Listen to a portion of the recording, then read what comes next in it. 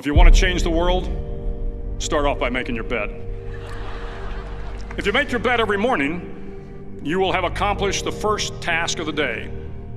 It will give you a small sense of pride, and it will encourage you to do another task, and another, and another.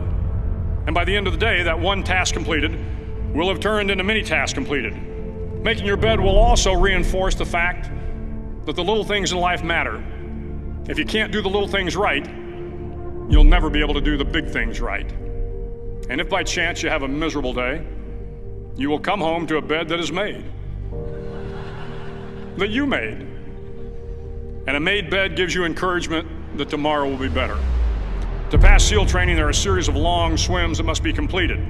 One is the night swim. Before the swim, the instructors joyfully brief the students on all the species of sharks that inhabit the waters off San Clemente.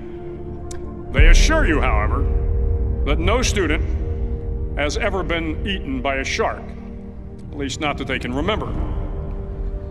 But you are also taught that if a shark begins to circle your position, stand your ground. Do not swim away. Do not act afraid. And if the shark, hungry for a midnight snack, darts towards you, then summons up all your strength and punch him in the snout, and he will turn and swim away. There are a lot of sharks in the world. If you hope to complete the swim, you will have to deal with them. So if you want to change the world, don't back down from the sharks. Over a few weeks of difficult training, my SEAL class, which started with 150 men, was down to just 42. There were now 6 boat crews of 7 men each.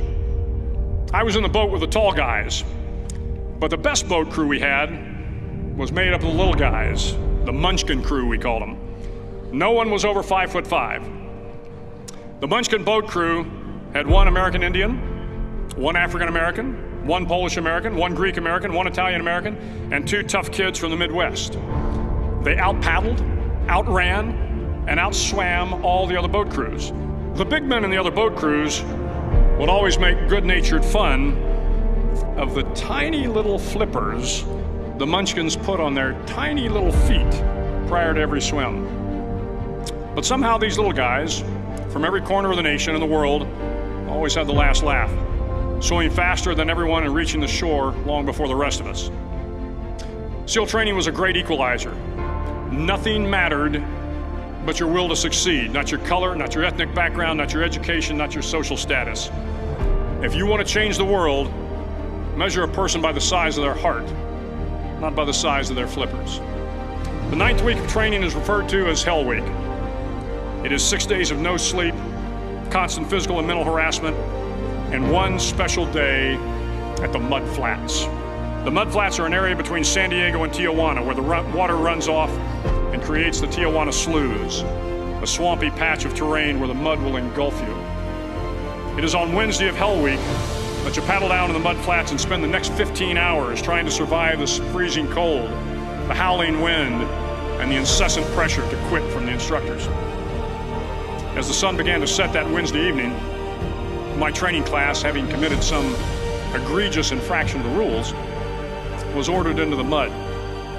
The mud consumed each man till there was nothing visible but our heads. The instructors told us we could leave the mud if only 5 men would quit. Only 5 men, just 5 men, and we could get out of the oppressive cold. Looking around the mud flat, it was apparent that some students were about to give up. It was still over 8 hours till the sun came up. 8 more hours of bone-chilling cold. The chattering teeth and the shivering moans of the trainees were so loud, it was hard to hear anything. And then one voice began to echo through the night. One voice raised in song. The song was terribly out of tune, but sung with great enthusiasm. One voice became 2, and 2 became 3, and before long, everyone in the class was singing. The instructors threatened us with more time in the mud if we kept up the singing, but the singing persisted, and somehow the mud seemed a little warmer, and the wind a little tamer, and the dawn not so far away. If I have learned anything in my time traveling the world, it is the power of hope.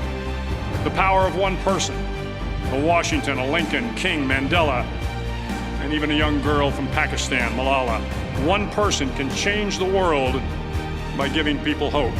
So if you want to change the world, start each day with a task completed. Find someone to help you through life. Respect everyone. Know that life is not fair and that you will fail often. But if you take some risks, step up when the times are the toughest, face down the bullies, lift up the downtrodden, and never ever give up. If you do these things, the next generation and the generations that follow will live in a world far better than the one we have today. And what started here will indeed have changed the world for the better.